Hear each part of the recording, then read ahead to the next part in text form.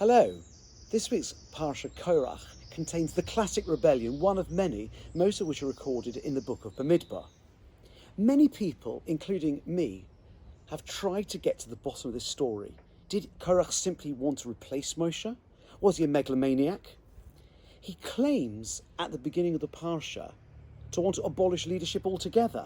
Is that simply a front, an anarchic front to try to grab power? There are a lot of uncertainties in the story, and it's clear that Moshe's response saw more in it than merely a claim that we could have a society without leaders. I want to throw in two observations before I try to unpack all this, and they're definitional.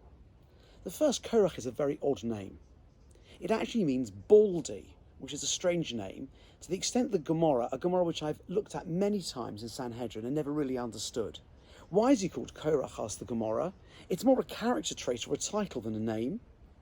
He made a bald spot in the Jewish people, meaning, as a result of the rebellion, there was a big space left behind. It's an extremely strange rabbinic observation, and there must be more to it. And the second is the difficult opening phrase of the Parsha, Vayikach Korach. Now, the word Vayikach, Korach, took. Taking is a transitive verb, and that means it requires an object, and one is not provided in the verse. And most famously, the Targum, the Aramaic translation, reads it as is v'ispalig. He kind of divided himself and tries to make both the subject and the object of the phrase Korach himself. Bearing those in mind, I saw something this year that I've never noticed before, I was pointed to it by the writings of Rabbi David Foreman from Alpha Beta, and I think he really got somewhere with this that I haven't managed to before. You can only understand the story of Korach in its context. It's the aftermath of the spies' narrative that we saw in last week's Parsha. They were about to go to the land. They knew that it was a few days away, in fact, a couple of weeks ago. It even says we're 3 days' journey from the land, and suddenly it all falls flat. They're condemned to die in the desert. They all now know that they're going to die. And they are beset with grief of the loss and grief over what they've done. And their first reaction is how often people respond when there is grief. Denial that it's really happened. They all say, go on, let's all climb the mountain.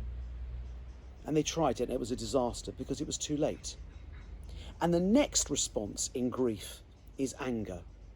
To blame the leaders, a blind rage of inability to accept responsibility, and the desire that we all have to point the finger at someone else, particularly those who lead us when things go wrong. So Korach is really a story of unfocused, quite understandable, but inappropriate grief. This enables us to go back to understanding the 2 points that I made about Korach and the introductory phrase. Korach reminds us, by being called bald, of a fascinating prohibition that appears a couple of times in the Torah. Lo yukriku korcha. You should not make a bald spot on your head as a mourning ritual. The Torah explains that the Canaanites had certain mourning rituals, including pulling their hair out in this rage of grief.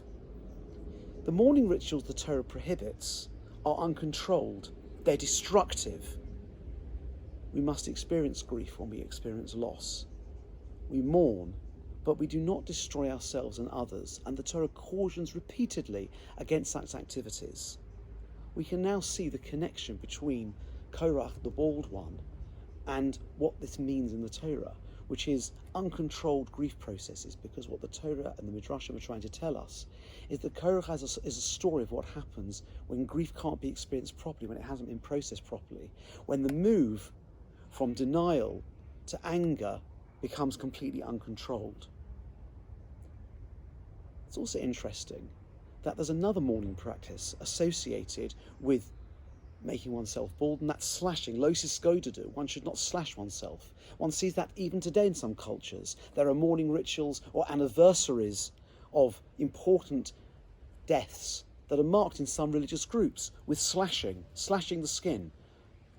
Slashing was associated, again, with extreme grief that is uncontrolled. But the rabbis say something even more interesting. They associate the prohibition of factionalizing.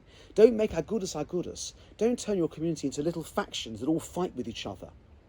It's hard initially to see any connection between an ancient, archaic mourning ritual and the prohibition of factionalising our communities. But I think it's now clear. Mourning rituals that are excessive indicate anger, unprocessed grief. And when we are angry, we fight with each other, we turn against our leaders, we turn against ourselves, we turn against each other. And this helps us to understand the Targum, the Ispalig. Korach's entire adventure, misadventure you might call it, is based in an inability to grieve, and hence a self-destructive model in which he tears himself apart, divides himself, and creates factionalisation and attempts to overturn the community in his grief. The lesson is clear. We have a way of dealing with grief, something sadly all of us have to deal with in our lives. But grief, if unprocessed and unfocused, can destroy us. The tragedy, as Rabbi Foreman points out, is that Korach was not really angry at all, but just grieving. Seid gesund und stark, and have a good Shabbos.